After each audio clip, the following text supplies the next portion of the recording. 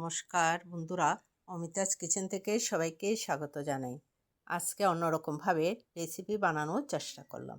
প্রথমে ডিমগুলো ফেটিয়ে নেব, দিয়ে দেব পেঁয়াজ, লঙ্কা, ধনে পাতা আর পরিমাণ মতো লবণ দিয়ে মিশিয়ে নেব। কড়াইতে তেলে দিয়ে দিলাম, কিছুক্ষণ ভাপে রাখবো, উল্টিয়ে দেব, নামিয়ে আমি একটু ঠান্ডা করে নেব। এবার একটা ব্যাটার বানিয়ে নেব। দিয়ে দিলাম আটা, হলুদের গুঁড়ো, মরিচের গুঁড়ো, ম্যাজিক মশলা আর ধনিয়ার গুঁড়ো, জিরার গুঁড়ো আর পরিমাণ মতো লবণ দিয়ে মিশিয়ে নিলাম। এখন দিয়ে দেব কর্নফ্লাওয়ার 2 চামচ,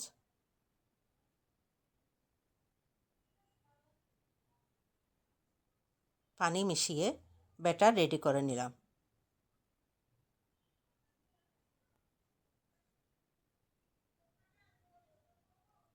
ডিম সিদ্ধ করে তরকারি মামলেট সবসময় আমরা খেয়ে থাকি।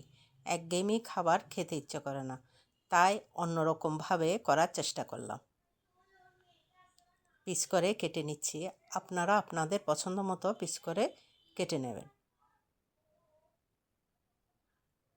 এটা আপনারা গরম ভাতে মসুর ডালের সাথেও খেতে পারেন বা বিকালে নাস্তা হিসাবেও রাখতে পারেন।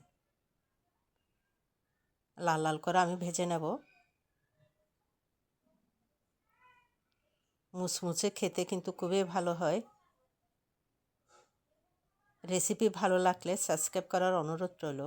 আর যারা ফেসবুক থেকে দেখবেন, লাইক ও কমেন্ট করে আমার পাশে থাকবেন।